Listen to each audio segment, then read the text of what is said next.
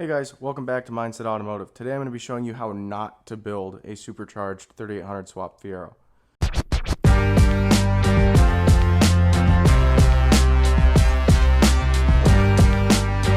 So obviously, we have right here my supercharged 3800 swapped 1984 Pontiac Fiero. We're going to go around. I'm going to show you some stuff that I regret doing the way I did it. And hopefully also at the same time make a list of things that I need to fix so that it can be actually half decent. Alright, so starting off very quickly, we're going to look at some sketchy stuff that I've done to get this car up and going. Number one, we have our motor mount. Actually, this isn't the sketchiest thing, but it's not the way that most people do it. The motor mount here is welded to the back of my firewall. I don't have an alternator relocation kit done so that I can go up to the original OEM dog bone there. So that ends up causing some issues. They do make, I believe ZZP makes some poly inserts for that motor mount there. I don't have them yet. So this motor gets a little bit of shake when it's running. So that's one big thing that I have issues with. And I obviously need to move into, hopefully, or maybe at some point, I don't know. I don't like a whole bunch of stuff being in front of the motor. I like keeping everything tucked in the back, and you know, that's pretty important to me. Another thing we'll look at here that you guys probably saw when we were doing the motor mount side of things is our coil packs. My coil packs are just set in the back. They're not mounted anywhere. It's not at all ideal. That is in fact not what you're supposed to do. A lot of people like to mount these coil packs up over here. I've seen some move them over here. I didn't have the time nor wanted to take the effort to do so. I'm going to get to that eventually as well. It's just something I haven't taken the time to do. While we are on the subject of coil packs and wiring, another one that I'm not super proud of is kind of just, I mean, the wiring's done mostly correctly. It's just not tucked away very well. And it's kind of just poking out in some places, and obviously it just needs cleaned up. My wiring's kind of all over the place. I've had this car, you know, in and out so many times. When I rebuilt it the first time last year, I had all this stuff tucked away, super pretty looking, made it look really nice. And when I went back together this year, I was in a rush and I wanted to just get it in and make sure it ran because I didn't know if the motor was a good motor or not. And so that obviously causes me to have extremely terrible wiring management, and it just looks messy and it's hard to find wires. So not only does it look bad, but it also bites me in the ass, you know, over time. Another huge thing that I don't hear people talk about very often is the transmission mounts. My transmission mounts are stock rubber transmission mounts for the 84. They are replaced. They're no longer the original ones. Fortunately enough, I redid that last year when I rebuilt this. So they are new rubber mounts, but obviously those rubber mounts don't really help too much, especially when we've got this guy all the way over here. Nothing's really holding the top end over there at all. It is held in by a motor mount in the bottom over there, and that works just fine. That one was actually, I bought that one when I got the original motor for this car. The guy was going to do a swap, had the motor mount with it, and I just bought it along with it. But yeah, it ends up just causing a lot of shake as well. And I believe there's some polyurethane bushings that you can throw in there for transmission mounts. I just haven't done it yet, and I need to get to that and get, you know, something there just to help hopefully prevent some shakeage from this thing. Another huge thing that I have issues with is this is actually completely untuned currently. It is on a 3.4 pulley. It is on 42.5 pound injectors, the Green Giants from ZZP, and it's got true dual, basically header dumped exhaust. It does have an O2 sensor that I ran, but I believe actually right now I'm having issues with said O2 sensor. Maybe it's in the wiring that, you know, I obviously have everywhere. So that's a pretty big problem. It's got a stutter going on right now at low RPM, or like low throttle position, so in the 10-15% range. When I get on it a little bit more, it goes away, and then a little bit after that, it comes right back. So it could be, mass airflow sensor. It could be my O2 sensor not giving the right reading out to my PCM. It could be a number of different things, and I just haven't gotten to it. So that's another thing that needs fixed, is it needs tuned. I need to get everything cleaned up and get that stuff running well and right. And then after that, hopefully, get everything else cleaned up. Back here, you'll also notice that without the alternator relocation kit, you have to cut the deck lid on this one, which sucks. What that ends up causing is when this deck lid is shut, this end sits really, really high because there's nothing supporting that at all right there. So it doesn't have a whole lot. It's cracked there. I'm sure there's a way I could probably fix it, get something in there to hold it tight. Again, something I've just been lazy on, haven't gotten to, and I need to fix. But on the plus side, over there, I've got a new deck lid that's going to go on this guy when I plan on repainting it. So we got that going for us. Now, the last thing for the motor side of things, it's not something that people can really see very well, but if you look down here, there is my slave cylinder bracket that I had to build. I had to turn the light on for you guys. There's a slave cylinder bracket down here that I built, and it's not great. It holds, it keeps it in place, but as you can tell, it's just not wonderful. I've had some issues with the sliding and slipping and stuff. Back when I first did this whole swap, I had an issue where we were trying to get the clutch to disengage. The slave cylinder just wasn't doing it. Finally, we put enough pressure on it, and the bracket just snapped. So I got to get that fixed, find someone who can give me dimensions or something so I can build my own, or find someone who's got one for sale or whatever, what have you. I just got to get it fixed. That's something that's not super safe, and obviously doesn't benefit me in any way, just having it like that when I have the ability to fix it. All right, so now we're on into the interior, where I'm sure you can spot a number of things that are incorrect, but I think there's a couple that you can't see that I noticed every single day, and I need to get fixed big time. So starting off strong here, door handle does not work on this side. When I tore off this door panel, it got lost somewhere in the swap or in the move when everything was coming out. The rod that moves that door handle to release the latch is gone. Again, another pretty simple fix could be done. Haven't done it. Just gotten lazy and just have not done it. Here's another one that also is not very noticeable. The seat looks great. Love this seat. Very comfortable seat. Hugs you tight. Feels good, but it doesn't do a great job when it does this. Now, I assure you it's in there. It's bolted down. One of the bolts is messed up. It's not on seat rails. It's not. It's actually, it is a passenger side seat and the driver's seat, because these are actually both passenger side seats that I've got in here. I got them for free, found them on the side of the road. They looked good, they were in good shape and condition, and I needed something for the car that was a little bit lighter than what was in it from factory, and needed something that would hug you a little bit better around corners, because I plan on having this to be more of a track build than anything else. This one's a little bit more embarrassing, and there's a story behind it, sorta. One thing that you guys may notice, that seatbelt is really far forward, and that's because that seatbelt isn't seatbelting. So when I go to fix this seat, I will fix that as well. I'll explain the story to you guys here in a second. So the story behind that seat is, the seat belt. The story behind that seat belt is we drove this. We built this thing in 3 months.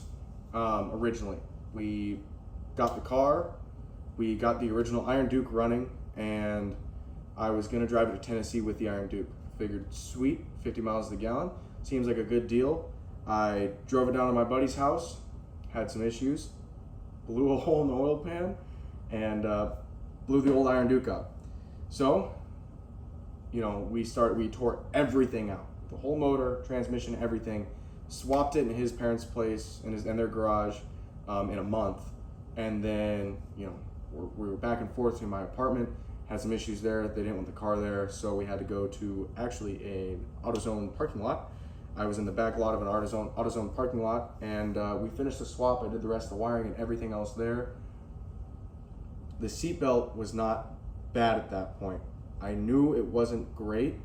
Oh no, actually at that point I still had the stock seats in it. No, at that point I had no clue the seatbelt was bad. We got the swap done. We had some really sketchy stuff done to it, but it would drive, and we had high hopes that it would make it to Tennessee. I drove it to Tennessee, drove it to my parents' house, had a ton of issues on the way there, and finally we get to my parents' house, we get out, whatever, we spend a day or two hanging out there. Third day we go to tail the drag. Here's where things get interesting. We're driving along, motor mount breaks, upper motor mount that we had sketchily put in, and it shouldn't have been in there the way it was at all. Motor mount breaks, we have issues, we have no welder, we have a couple tools and a couple bolts and a couple punches. So what do? The bolt that was holding the motor mount in, gone. Snapped in half or whatever, I can't remember what it was, it was gone. So we put a punch in there, we got it to hold the motor tight enough to get us back. We were driving back on the tail, and it was dark out, and we're cruising along, probably doing 40, 45. Around some corners we're going pretty hard on the way back. My friend ended up going around the corner. He looked down at his map, looked back up, and didn't realize how close the corner was. Ended up slamming his brakes and sliding a Chrysler 300 all-wheel drive V6 around a corner. I only had front brakes at the time. The rear brakes just weren't working. Ended up slamming my brakes locked up, and the car just went straight.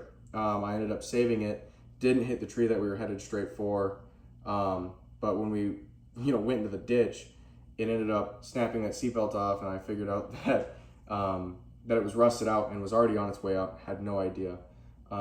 Luckily enough, there was a group of guys behind us that was cruising along with us that we had no clue who they were. They stopped right away, ran up to the car, swung my door open, and the guy asked if I was okay.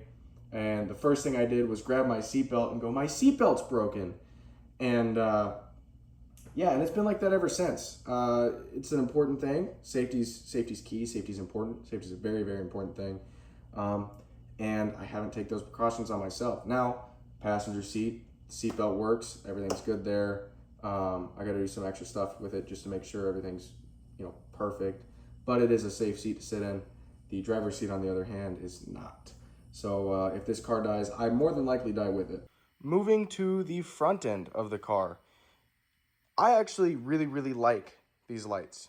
These are light bars from AutoZone, and they work great, especially with the sleepy eye, and you can angle them or make sure they're angled down enough that you're not just blinding people, especially when you have the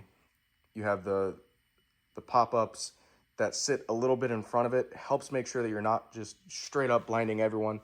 But the problem being is the bracketry that I have made. It works, and it's a good for now thing, but it's just not great. The other part that's not great about this setup is that when you go 120 plus, these things tend to fly up because they get air underneath them. There's some fixes for that. I believe you can put a hood scoop on these. It'll help release some of the air that flies up underneath that pushes these guys up. Obviously don't have that. Plan on eventually doing something with that. I think it'd look pretty cool, and I think I can get something that would look great. I just got to do it. But that also causes these brackets to break. So obviously that's a little shaky and not great.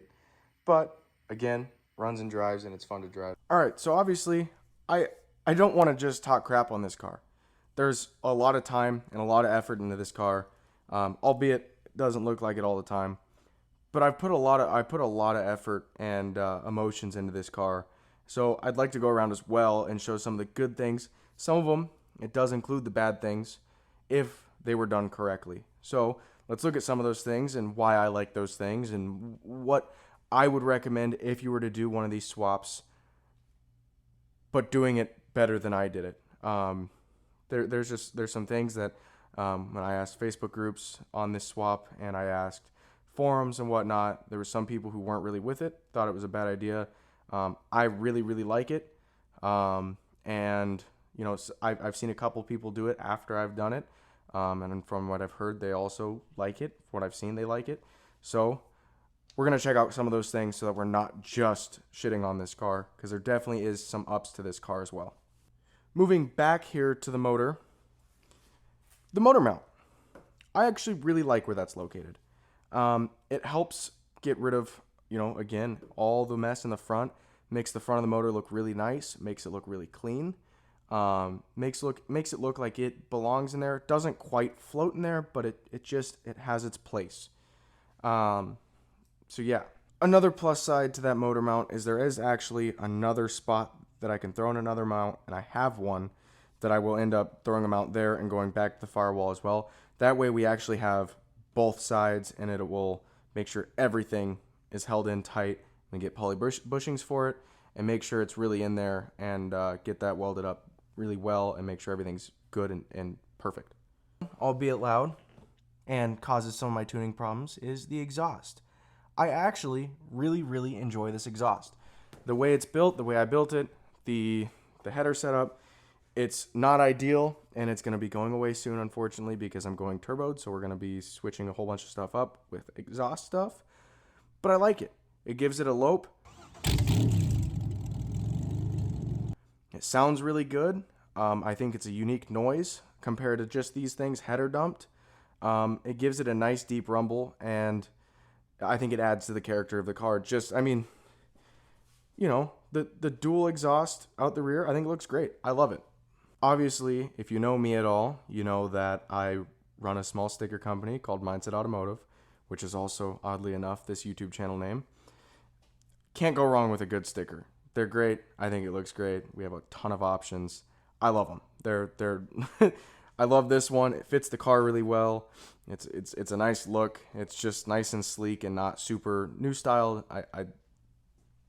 Another thing I really enjoy is my, don't know if you guys can quite see that. That copper line actually goes to a oil pressure gauge that runs all the way up and into my cab right there. And it's great. Running a copper line was a phenomenal idea, thanks to 707 Garage. You know, I could have just run that crappy plastic line and probably could have ran into some issues with heat and stuff. The copper line is phenomenal. You can bend it to place, whatever, whatnot, and it works out great. I like that a lot. And I obviously enjoy having the gauge. It gives me some peace of mind when driving this, especially after blowing out the rod bearings last year. I can see what my oil pressure's at, make sure there's still oil in it. Moving to the outside of the car, I really enjoy the fitment of this car. It is on 18s. The fitment is perfect. I mean, we're talking fingertips here. It's a little bit of poke, but not tread poke. It's almost flush. It looks great from the front end. It's got a nice little bit of poke out the front. Makes it look super aggressive. The wheels fit up nice. They look nice. And I would have never ran 18s had it not been for the guy in Marketplace thinking that they were 17s. So those are one of my favorite things on this car. It just gives it a nice aggressive look and makes it look just looks nice. Now, if you guys watched my last YouTube video, you guys would have seen me do it, but the clutch, if you're going to do one of these swaps, you can, but I would not recommend running a stock clutch for the Muncie 4-speed. It will hold. I will tell you that. If you are in a rush to just get it running and moving and driving for a little bit, the Muncie 4-speed stock clutch from AutoZone, if you replace it, will hold. Get a spec stage 3 plus clutch, get an aluminum flywheel. It was the greatest decision of my life. The grab point is a little bit aggressive compared to what I'm used to. Obviously, when you're running so much power through a stock clutch, there's probably a little bit of slippage that I didn't know about. Now, I don't feel any of that. This clutch has been phenomenal for every single time I've drove it. I haven't quite put it through hell, but I've given it some beans here and there.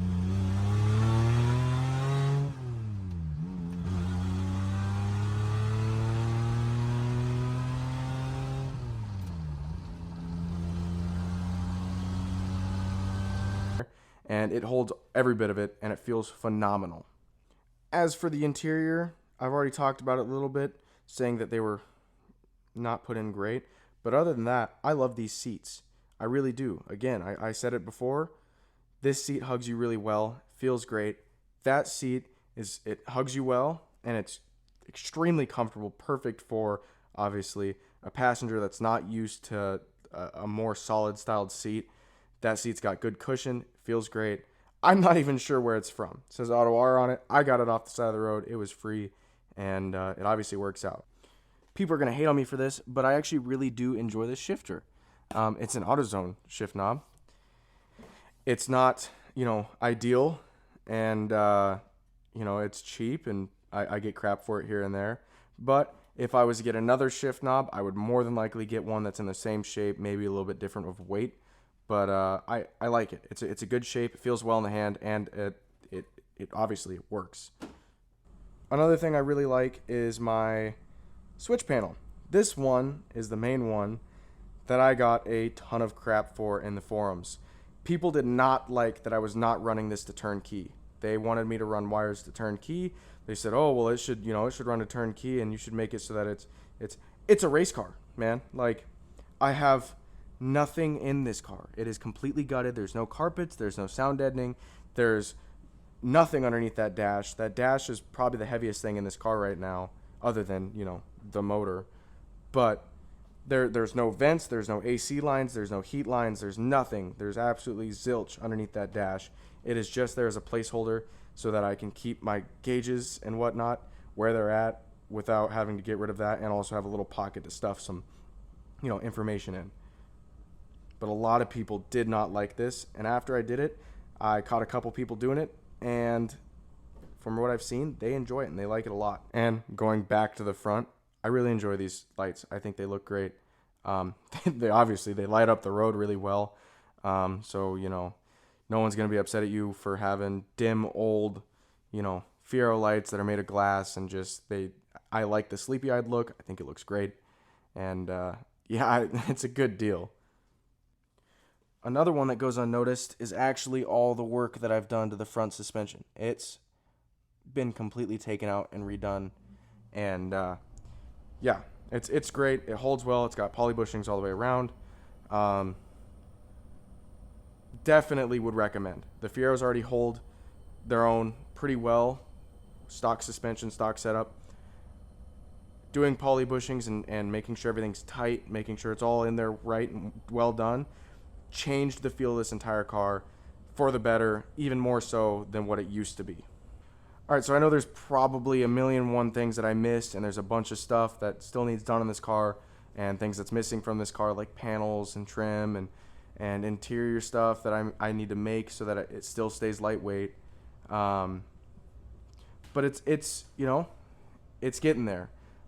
This video is partially to help some people that are getting into this stuff to not make the same mistakes that I've made, as well as making myself a list of things that I need to fix and get to before I say, "Oh, this car's complete," which it'll never be. But I'm just hoping that this will lead some people in the right direction to doing it the right way. There's forums.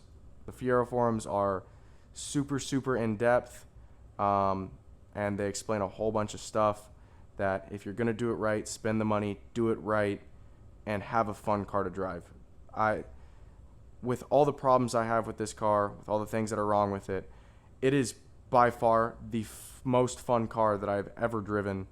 I enjoy this thing every single time I take it out, no matter what problem it throws at me. It's great. I would always recommend doing this to a Fiero. I would always recommend a Fiero to someone. It is a thrill to drive, and it's great. I love it. But if you guys enjoyed this video, don't forget to leave a like, comment, subscribe, whatnot. You know the deal.